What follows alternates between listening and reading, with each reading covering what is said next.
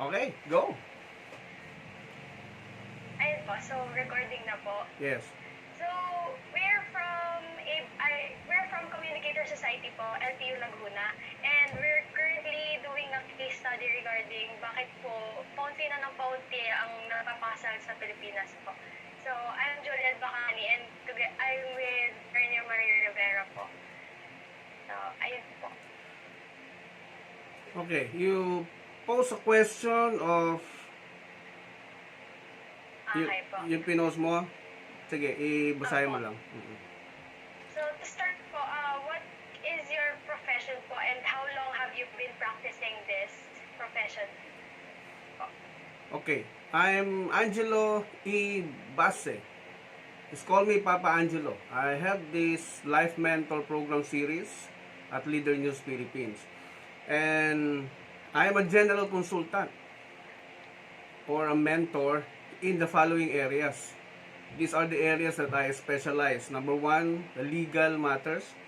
I'm focusing on the dealing with all the legal issues of the executive branch of our government, the judiciary, and the legislative branches of our government. I'm focusing on those areas, legal matters. Second is the HR or human resources. I'm also in that field. I'm an HR and labor practitioner. And the third one is the realty, though I'm not involved in selling. It's more on real estate consultancy and taxation transfer. The fourth one is the marriage. I'm into marriage laws, laws of the land or either laws of God on marriage, and also the family law. Law on the family from God and law from the laws of the land. I'm also into music and entertainment.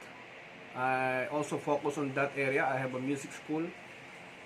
I have an events company also, and I do life mentoring, everything about life.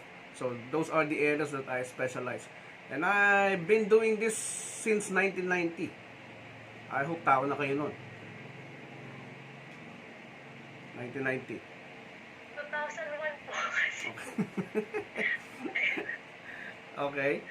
Next question. Sir, so how long, in the marriage field po, madami na po ba kayo naging parang kina-counsel Marami na. po sa marriage? Yes, marami na. And DCIDP Exclusive School for Couples was founded last year based on my advocacy to strengthen marriage foundation and to have happier families in the Philippines.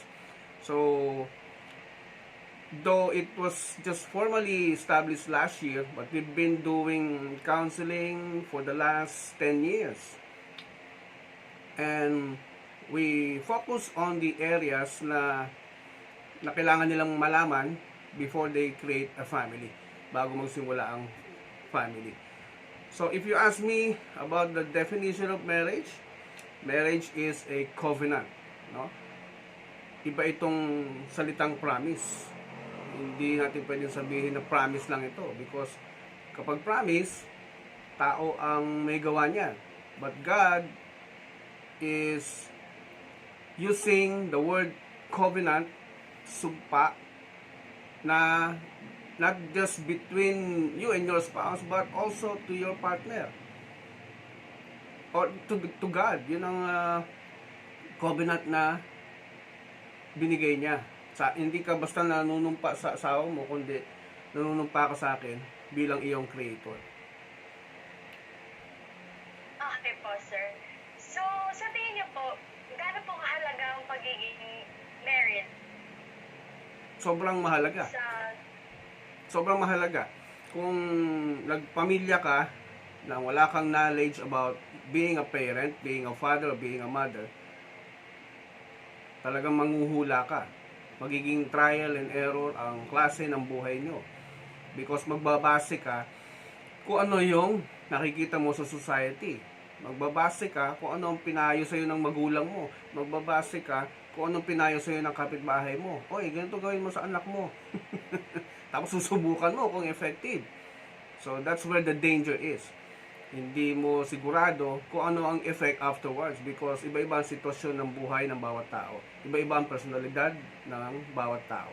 And you cannot just apply kung ano yung ginagawa ng marami, yun ang effective. Hindi po yun nangangulugan ng gano'n. So, ano pong masasabi niyo sa mga nag-live-in po? Na nauuso na daw po kasi yun na daw po yung inaano nila. Yung parang nasa imbit po na nagpapakasal sila, live-in na lang po. Ganon. Okay, saan nyo nabalitaan yan?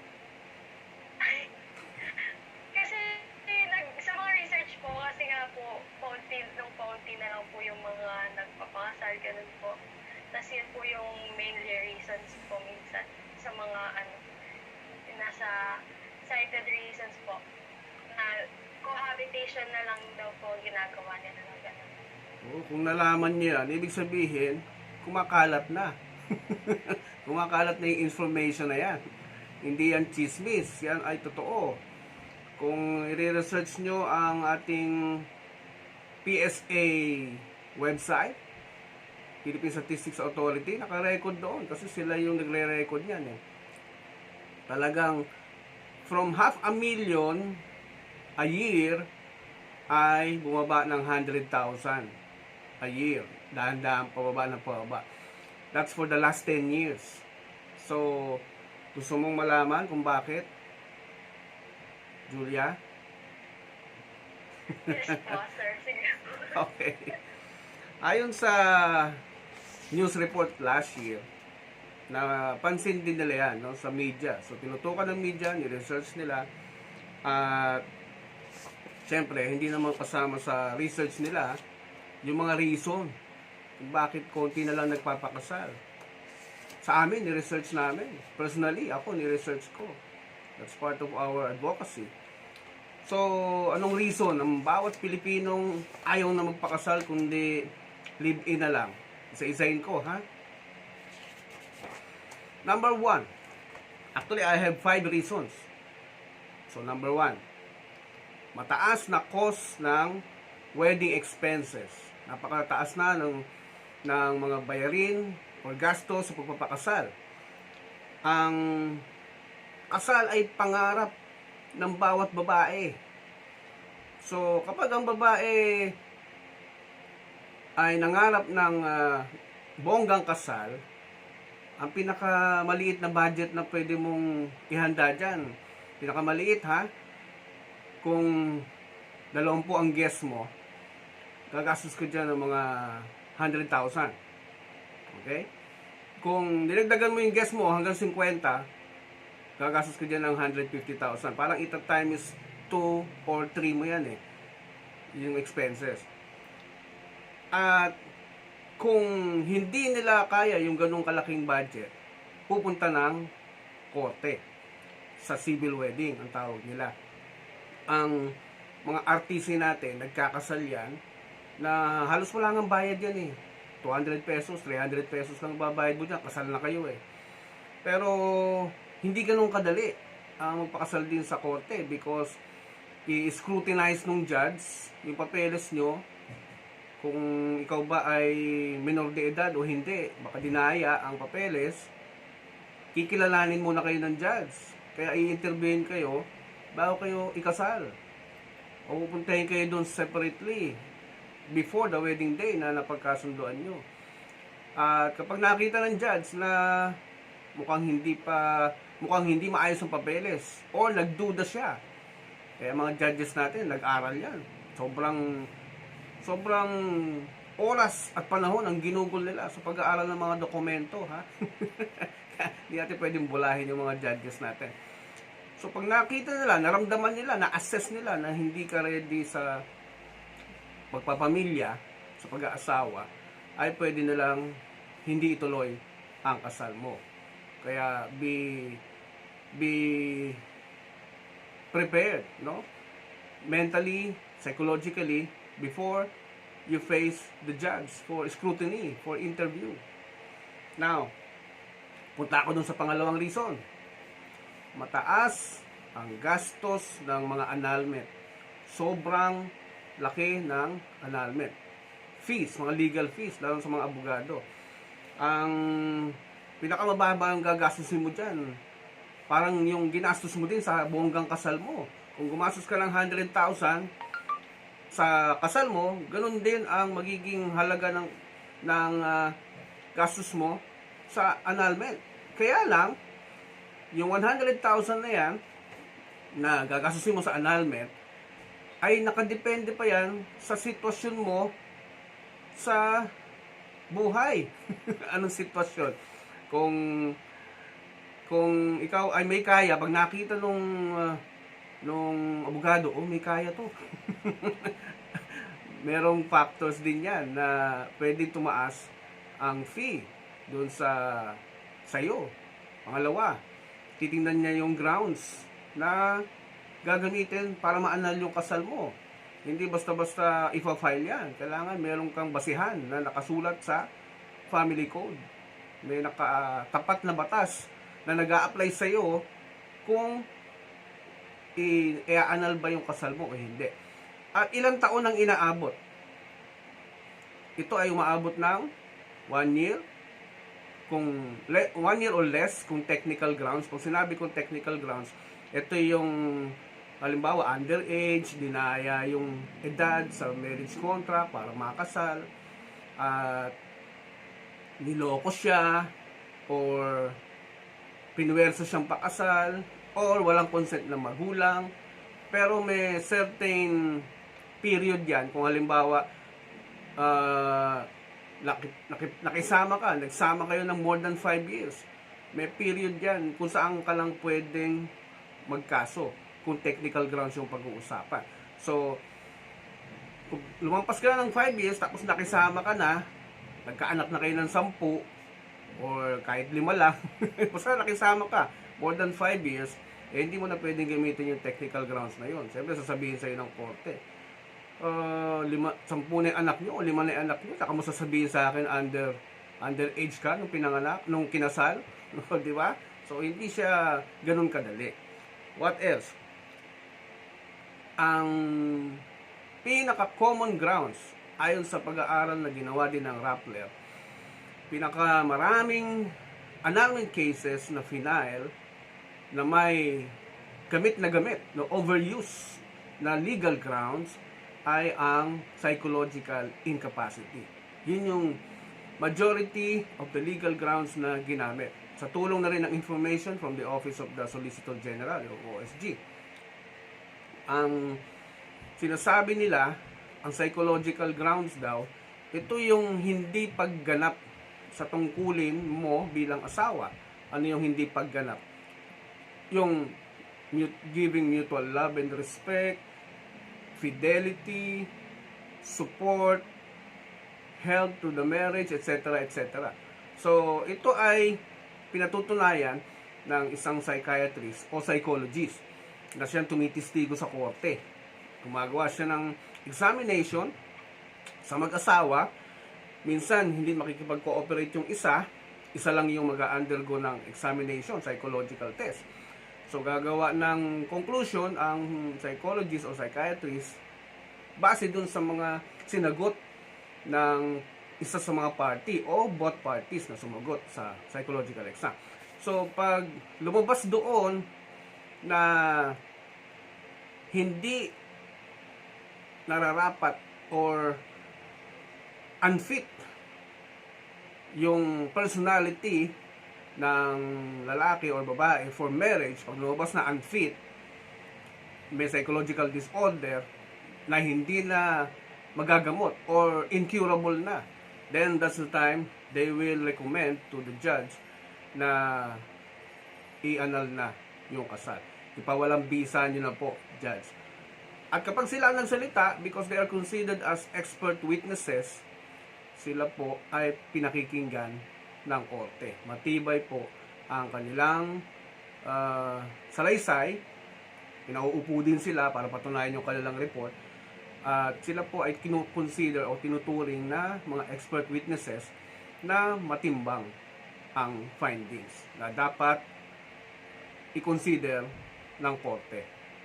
Okay? So yun yung pinakamabisang ebidensya sa annulment na ang legal grounds na ginamit ay psychological incapacity. Now, nabanggit ko kanina, maliit yung 100,000. Kapag psychological incapacity ang grounds mo, naku, may separate na bayad yan. Sa psychologist or psychiatrist, may proseso din pinagdadaanan. Ang gastos dyan, umaabot ng 200 hanggang 500,000. 200 hanggang 500,000, hanggang kalating milyon. So, depende yan kung ano rin ang status mo sa buhay. Kung ikaw ay anak mayaman, at alam ng publiko na anak mayaman ka o pamilya mo ay mayaman, alam na ng lawyer kung ano i-charge sa'yo, kung magkano i-charge sa'yo. Okay? Ganun po yun. Alam nyo ba? Talaga sa ano? Oo. At alam nyo ba na ang annual average ng mga annulment cases ngayon ay umaabot na sa 10,000 for the last 10 years hanggang 50,000 annually for the last 10 years. Yan ay recorded sa gobyerno. Ano yung ibang hindi recorded? Ito yung mga nag-live-in nga lang na hindi na nagpakasal. Why? Madaling tumakas sa responsibilidad. Madaling magtago kapag walang kasal. So, iiwanan na lang yung pamilya. In fact, last August 2020, nagsalita ang Pangulong Duterte tungkol dyan. Ang Pangulo ng Bansa, kung yan ay maliit na bagay, hindi niya yan pag-uusapan, hindi niya yan iintindihin, hindi siya magsasalita about it kung maliit na bagay yan. Pero kung malaking bagay na yan, na nakaka-apekto na sa kanyang leadership, sa kanyang pamumuno, ay talaga naman magsasalita ang Pangulo ng Bansa dyan. Alam niyo kung anong sinabi niya noong August sa isang news report? Ang mga lalaking ito na nagpapakasal, ito yung exact word, hanapin ko yung exact word para marinig niyo din ang sinabi ng Pangulong Duterte noong August 31, 2020. News 5. Itong PI, Pilipino na ito, they just live together without benefit of a marriage, creating a family. Mga problema nitong mga unggoy na ito, iniiwanan lang ang mga pamilya. Iyan ang gusto ko talagang patayin. Napakawalang iya. Diyan ako galit sa mga ganon. Sa totoo lang. Tapos mambugbog pa. Quote in quote. President Rodrigo Duterte. So, yan ang kanyang statement. So, in other words, kung nakapagsalita na ang Pangulo about yan sa issue na yan, that is now become a national emergency or national security issue. Naapektuhan na ang leadership ng gobyerno, ang management ng gobyerno. Kung marami ng nasisirang pamilya, kasal man o hindi. Okay? Kahit yung opisina namin, araw-araw nakakatanggap ako ng minimum of 10 inquiry. Kung paano sila maghihiwalay, kung paano mapuputol yung nagtatali sa kanila, paano pupunitin yung papel, yung marriage contract na nagtatali sa kanilang dalawa. Kasi walang expiry date. Ang dami naghahanap ng expiry date dyan sa marriage contract. Okay? So, pangalawang reason pa lang yan. Pangatlo, mahaba at sobrang tagal na proseso ng annulment. Kaya, wala na nagpapakasal para hindi na nila pagdaanan yung mahabang proseso na yan. Na 1 year, 2 years, again, kagaya na sinabi ko na 1 year, depende sa dali ng grounds mo. 2 years above, that's psychological incapacity and all other reasons na provided by law.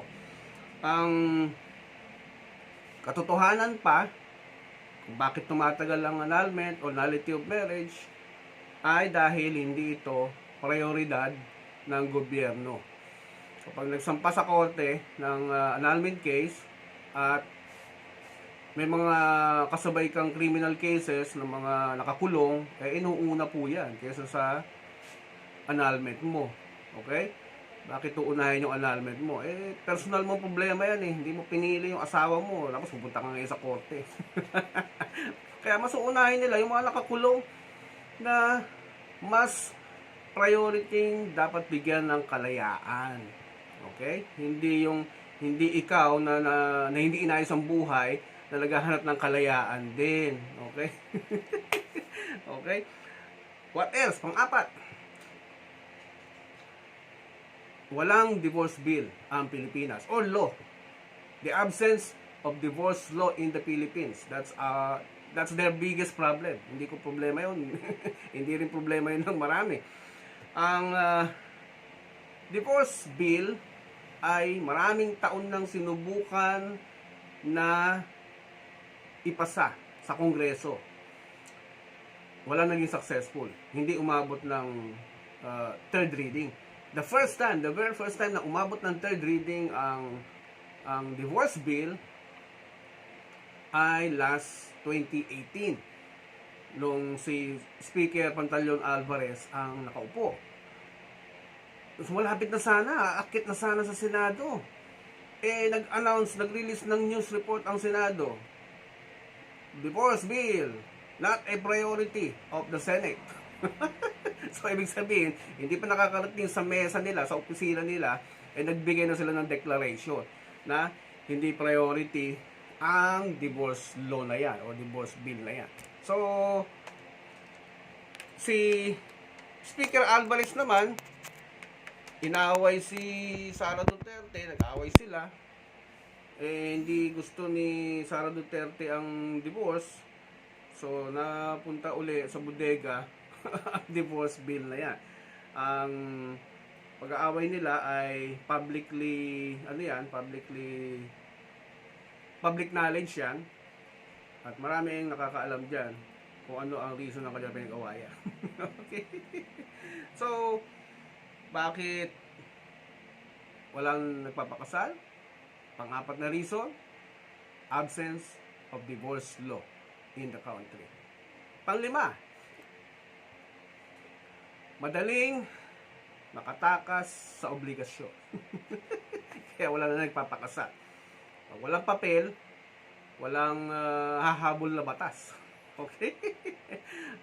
Ang pwedeng ipanghabol sa'yo ay yung ibang criminal aspect ng pag-iwan mo sa pamilya. So, nung dumami ang VAUSI cases, o actually nagkaroon ng violence against women and children para na rin sa mga hindi nagpapakasal. VAUSI law ang tawag dyan. So, pag hindi kasal, ang mga habol dyan, yung violence against women and children law. Suporta, habulin ka, kasi pag binubugbog mo rin yung asawa mo, ang pambubugbog hindi lang daw physically. Ang violence na binibigay ng pambubugbog ay pwede rin daw psychologically or mentally. Kaya nga may pinakulong na husband dyan. Last year lang, isang husband ang pinakulong ng 8 taon dahil sa pambababae o sa pagpalit ng ibang asawa nang hindi nagpapaalam sa unang asawa. Kaya, basta na lang nagpalit ng asawa na hindi nagpapaalam. So, yun, pinakulong siya dahil sa ginawa niya. At pinagbabayad pa siya ng 100,000 na perwisyo at 25,000 na fine or penalty sa kanyang ginawa. So, review niyo yung case na yun. That's interesting also for case study. So, these are the 5 reasons na sigurado ako na dahilan ng maraming Pilipino ayon sa aking research, ayon sa aking pag-aaral na pinagtiyagaan kong gawin simula nung mag-March lockdown. Okay? 1, 2, 3, 4, 5 reasons. Ano yung next question mo?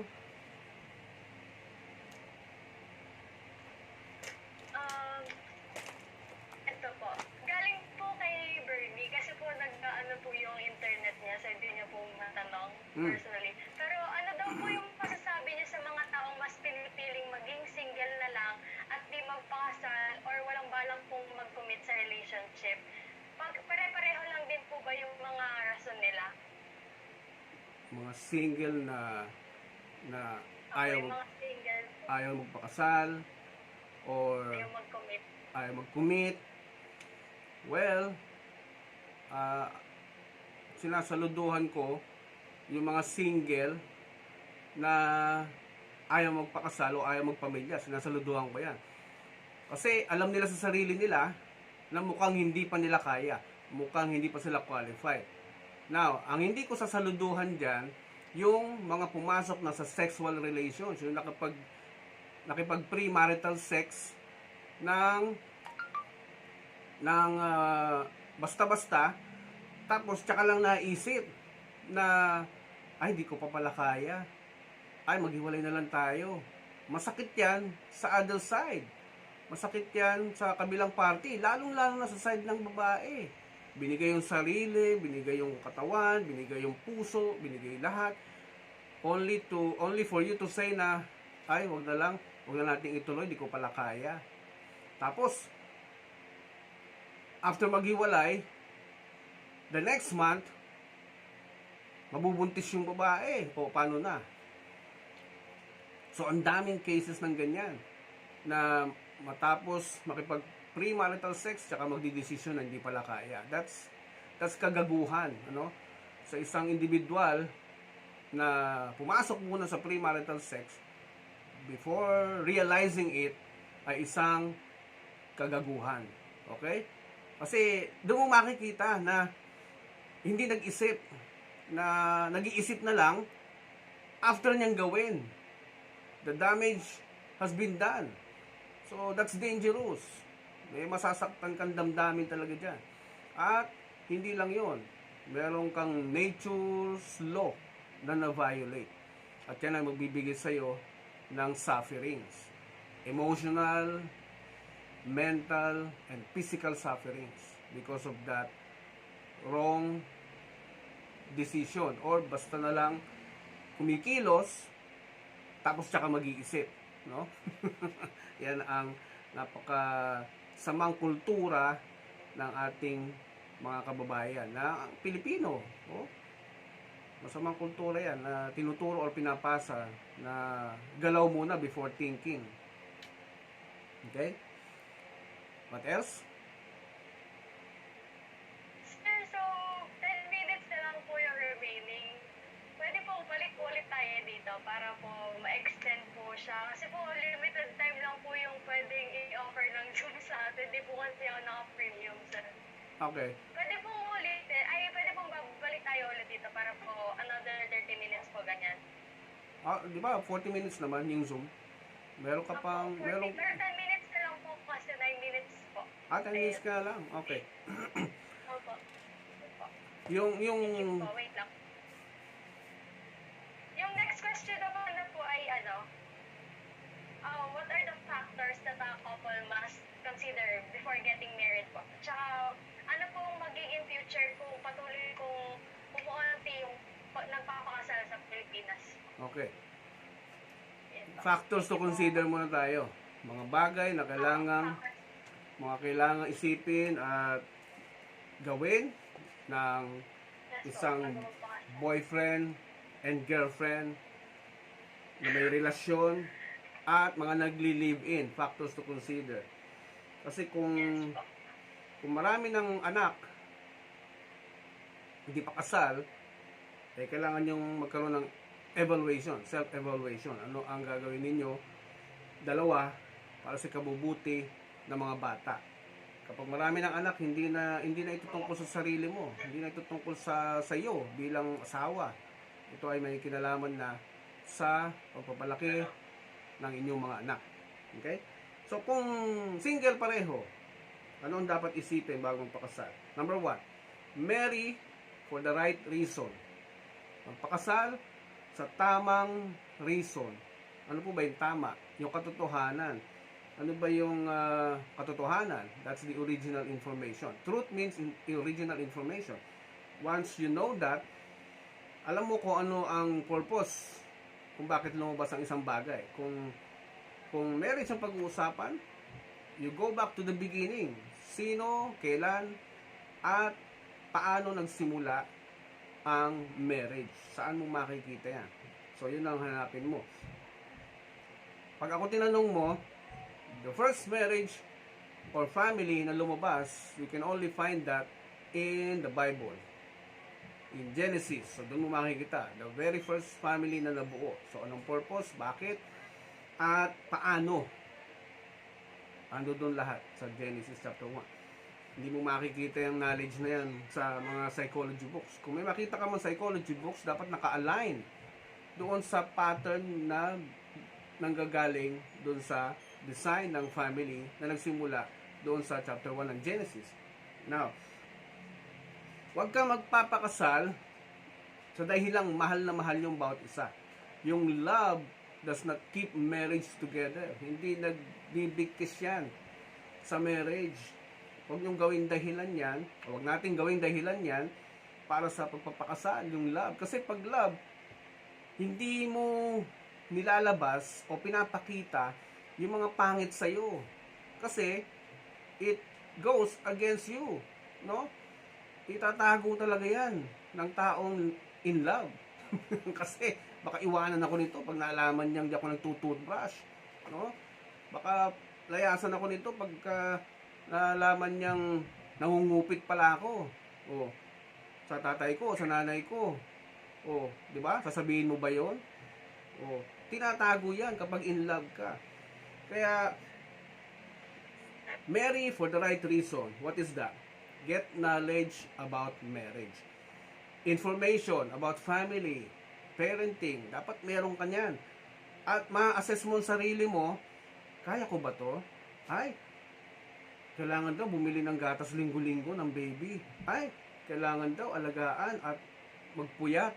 Ay, ang dami niyan. Tapos tatanungin mo sarili mo, kaya ko ba to? Okay? Self-assessment. Yun ang unang kailangan gawin ng isang tao bago magpakasal. Pangatlo, check the background of your candidate. Yung karelasyon mo. Check mo isa-isa. Yung kanyang personality sa pamilya. Anong pamilya, anong klaseng pamilya meron siya sa bahay nila? Yung family ba niya ay anong kultura? Family ba niya ay palamura?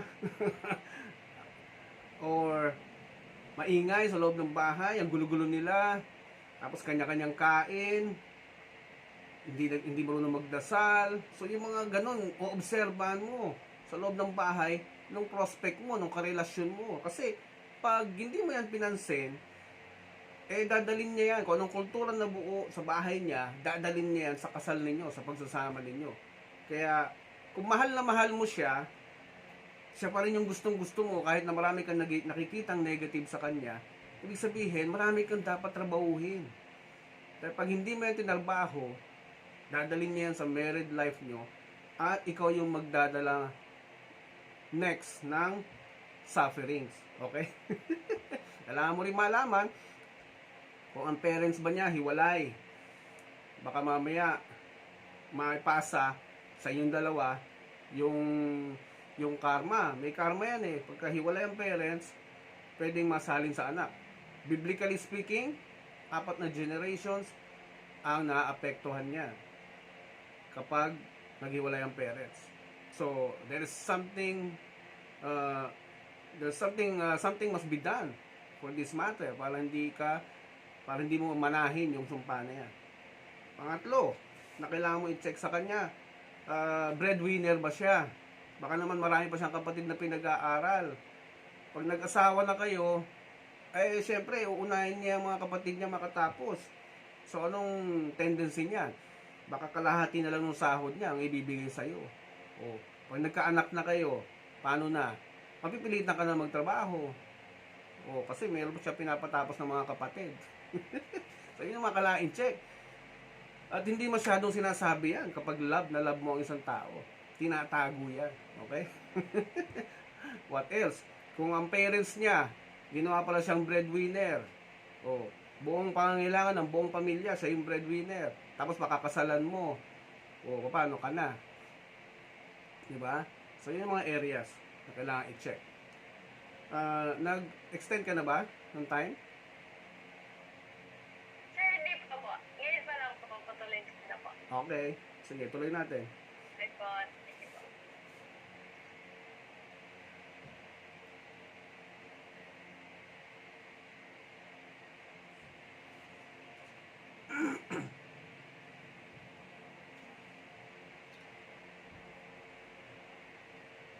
Diba, nakaka-excite kapag ka mga bata ang kausap eh. So, excited ako sa interview na to. Dahil, puro estudyante itong kausap ko sa Lyceum of the Philippines sa Laguna. No? Communicator Society. Mga AB Masscom students. So, maganda yung case study nila. The declining marriages in the Philippines. Ano ang dahilan? Ano ang mangyayari sa Pilipinas kapag nagpatuloy ito? Declining marriages. Wait lang. Pasok na ulit ako sa room.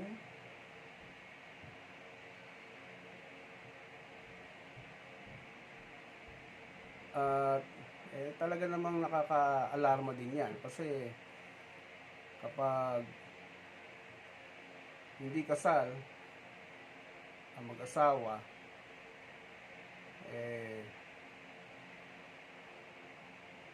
hindi mo mahahabol yung civil aspect ng inyong pagsasama. Lalo na kung marami na kayong ari-arian. No? Problema na yan. Kapag dumating na kayo sa time na very successful na ang inyong mga career, tapos nag-away kayo, problema yan. Malaking problema. Hindi lang basta problema yan. Okay?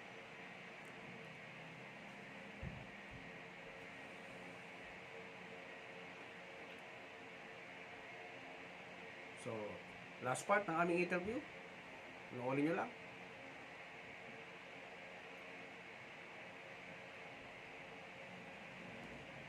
Sir Ariel po, okay na po. Hi, Julia. Now, yung last na sinabi ko kanina, sine-check yung personality ng karelasyon. Okay? So, both sides ito, ha? Both sides, babae o lalaki. You check the personality of your karelasyon. Baka mamaya, kung babae siya, baka mamaya ay meron palang meron palang traumatic experience yan sa bahay nila. Kaya baka pagdating ng married life ninyo,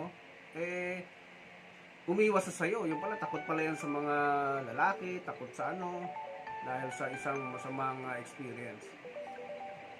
Okay?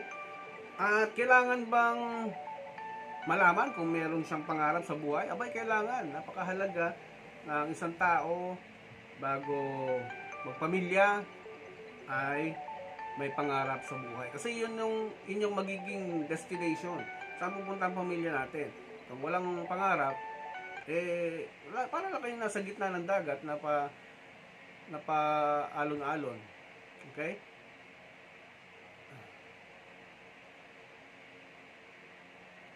Ay.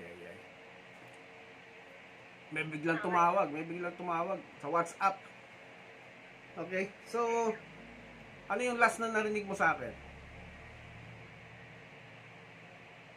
Yun nga po, na kailangan po i-check yung personality ng kasi po baka po may trauma po siya, may sa bahay.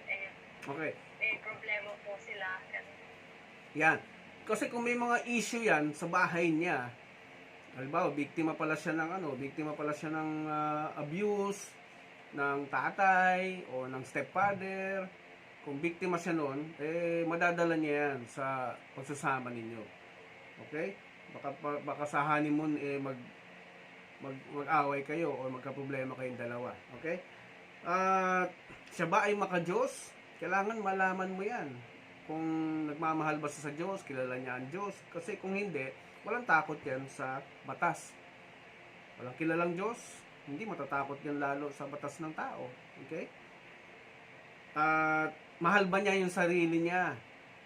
Dapat makita mo, before kayo magkakilala, masipag mag-aral, mahal na mahal yung sarili, laging neat, laging nakaayos, no?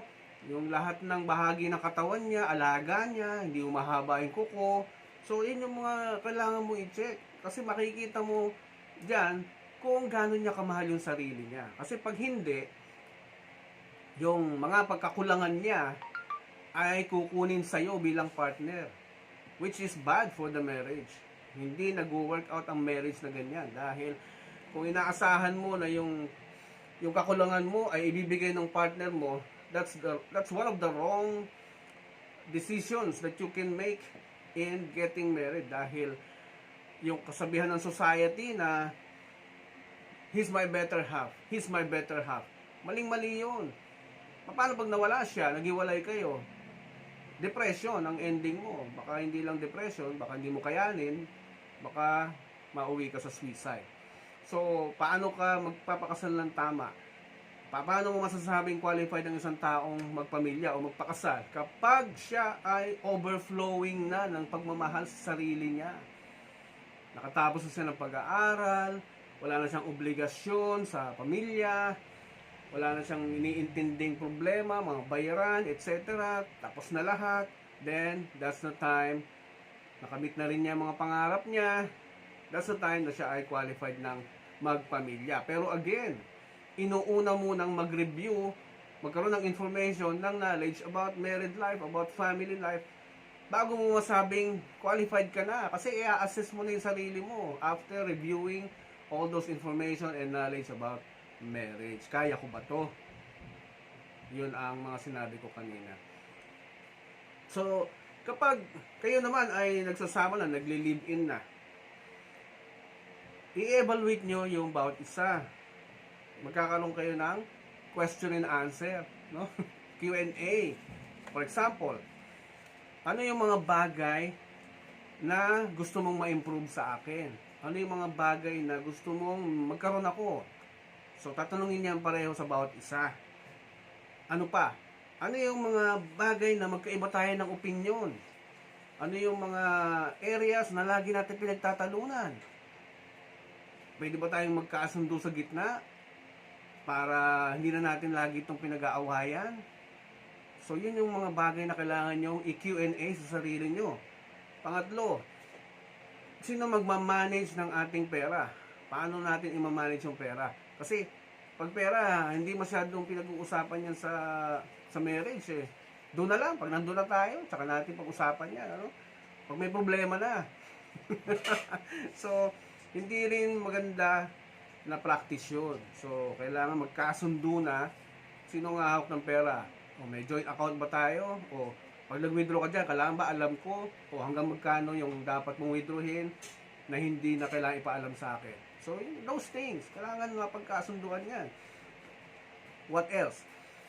Kung professional ka, isa kang engineer, o isa kang doktor, may possibility na yung area ng trabaho mo ay malayo. At ikaw din, ganoon din, malayo. May pamilya kayo. O, sino ang dapat masunod? Ano ang mga dapat nyo i-consider para mapagkasunduan niyo yung bagay na yan? Marami na ring marriages ang nasira because of that issue. Na professional din si babae. Dito ako, doktor ako dito eh. Hindi ako pwedeng lumayo sa ospital na to. Kailangan dito ka. Sinasabi niya sa husband niya, dito ka dapat. No? Siya na yung nagdidikta. Malaking problema yan. Okay? So, merong template na nasisira dyan. Yung template ng marriage. No? Hindi pwedeng diktahan ng babae ang lalaki. It goes against the policy of God on marriage for the wife to be submissive to the husband. So, that's the marriage law of God.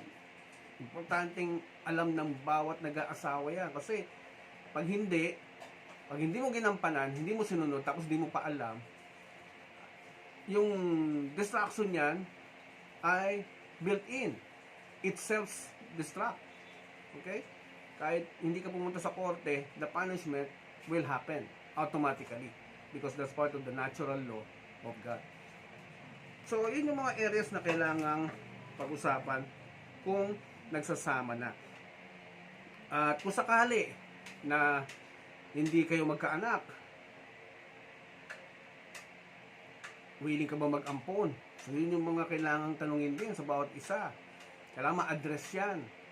Kaya nga, pinapayo ko din na bago mag-asawa, kailangan magpa-medical check. Baka naman baog ka. Diba? Tapos yung partner mo, asa ng magkaanak. So, magiging issue nyo yan. Maraming nagsasama ngayon na 2 years na, 3 years na, 4 years na, hindi pa magkaanak. So, that's one issue or problem na talagang magpapahiwalay sa inyong dalawa. Kapag hindi nyo yan napagkasunduan o napag-usapan before that happens. Okay? So, anong future natin kapag nagpatuloy ito? Kapag mas tumaas pa ang mga taong hindi na nagpapakasal, mas maraming broken families. Diba? Hindi kasal eh. So, hindi mo pwedeng sabihin broken marriage. Kung nagsasama lang, broken family kapag naghiwalay. Dadami ang problema ng ating society. Dadami ang crime. Tataas ang teenage pregnancy. Kasi maraming mga anak na mapapabayaan. Okay?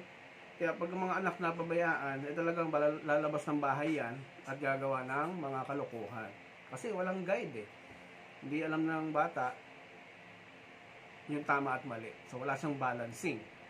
Wala siyang sense of direction.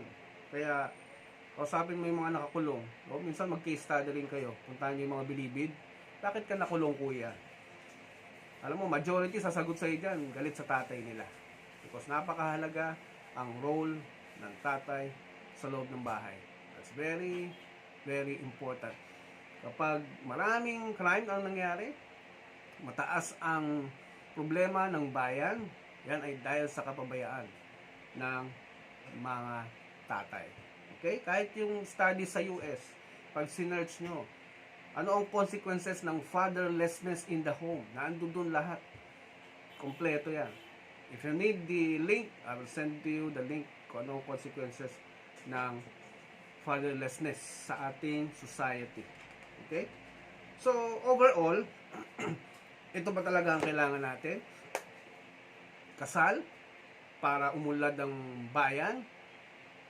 Eh, kahit naman sobrang dami na nung nagpapakasal, hindi naman din umunlad ng bayan natin, di ba? Kahit napakasal mo lahat yan, hindi uunlad ng bayan natin. Kasi, hindi yan yung priority na kailangan mo. Anong priority na kailangan ng isang tao? Knowledge about marriage. Kaya ko ba? Magagampanan ko ba to? Qualified ba ako?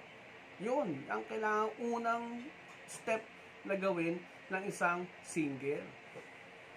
Knowledge about it. So, pinapasok niya. Kasi yung mga kurso pinag-alalan natin sa school, hindi naman yan covered yung married life eh. Hindi naman yan covered yung family life. Pag-uusapan niya lang siguro sa isang subject, isang araw, isang oras. Eh, ang married life, family life, lifetime. Lifetime niya pinag-aaralan. It's a lifetime career.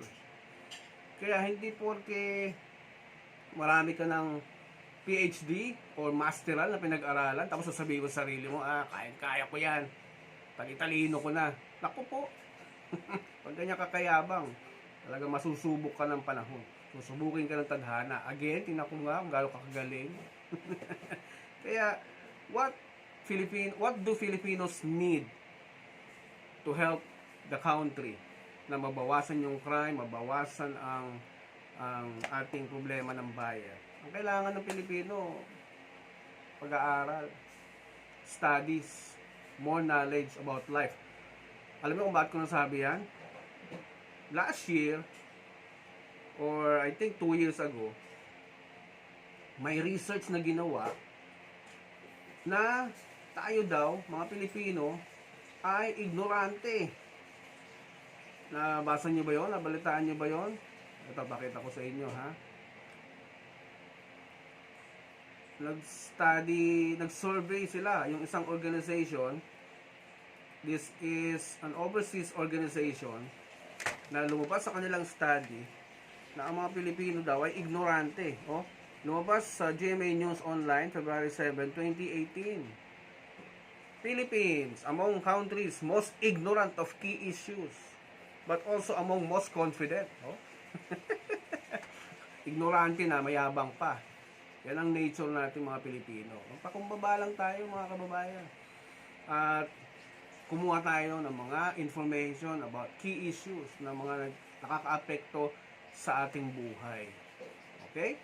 Kaya ang gobyerno, maraming iniisip yan, maraming naasikaso yan. Kapag nag-fail ka sa loob ng pamilya, lumilipat sa gobyerno yung problema. At lumipat na nga kasi sobrang dami na. Kaya nagagalit na rin ang Pangulong Duterte tungkol dyan. Okay? Kaya kasal ba talaga ang kailangan? Hindi. Knowledge about family life. Because maraming nagsasama naman na hindi kasal ang successful. Successful sa buhay. Successful sa lahat ng area, sa relationship. Kahit hindi kasal. Kasi ang kasal, alam nyo, invento ng tao yan eh. Tao lang nag-invento niyan. Kasi noong unang panahon, pag nireview niya pabalik, si Adam and Eve nagkaroon ng relationship on their own. Sila lang ang decision yan. Okay? So, nung magkaanak, dumami ang tao, ang sinabi ng Diyos, pag ikaw nakipagrelasyon sa opposite sex mo, opposite sex lang ha, at nagsama ang dugo ninyo, that is a covenant. That's already a covenant. Ang tawag niya sa Tagalog, tipan. Tipan yan sa akin. Hindi niya ni-require na magpakasal. Hindi siya nagsabi doon, oh, pakasal kayo sa pare, oh, pakasal kayo sa pastor. Ha? Walang ganoon. Kung i-review mo ang buong Biblia. At na-invento yung kasal na yan ng tao because ang mga tao, nature natin na pilosopo tayo eh. Ang kasal ay sa Diyos. Ay, nasan siya? Nasan? Diba? Hindi mo naman pwedeng pababain ng Diyos para tuwing may magpapakasal. Lord, baba ka dito ha, papakasal kami. Diba? Hindi na pwedeng gawin ng Diyos yun. Kaya may mga taong inatasan siya during the Bible times na ang tawag sa kanila ay mga priests. Okay? Hindi yan yung pare na nakikita nyo ngayon. Ha? Iba ang pare noong unang panahon. Yung pinakaumpisang pare. Doon mo makikita yan sa Old Testament. So, naging bahagi yan ng buhay natin na kailangan may taong nakatayo sa harapan mo na representative ng Diyos para pakinggan yung sumpaan ninyo. Pero, nandun din ang Diyos nanunood. Nakasulat yan sa Malakay na He is always present kapag nagsusumpaan ang isang babae at isang lalaki upang magsama at bumuo ng pamilya. Karapatan niya yun. Because produkto niya tayo. Male and female. Kaya nga, yung same-sex marriage, hindi makapasa-pasa dito yan because we are a very religious nation. 80% daw, Catholic, the rest, Protestants, no? Kaya hindi makakapasa yung same-sex marriage na yan. Unless, magkaroon ng influential na maupo sa simbahan at pag pinabayaan nila yan, lalaki lalo ang ating problema. Okay? But that's another topic to discuss. So, nasagot ba ang lahat ng tanong ninyo? Yes po, sir. Thank you po.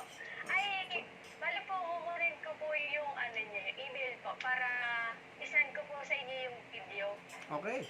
Tapos, lalagyan niya ng graphics. Ay, pati, pag po na-edit na, sir, send na lang po namin sa inyo yung link. Sige, lagyan yung pangalan ko ha. Yes po. Ay, kunin ko po yung full name po. Angelo T. Basse. Ano spelling ba, sir? Bravo Alpha Sierra Echo. Thank you po, sir. Okay na po. Okay, thank you Julia. Regards sa inyong mga classmates, sa inyong group. Salamat and good luck. Thank you din po. More powers to you, sir. Yeah. Sabihin niyo mabuti yung sinabi ko. Para sa inyo din yun, ha?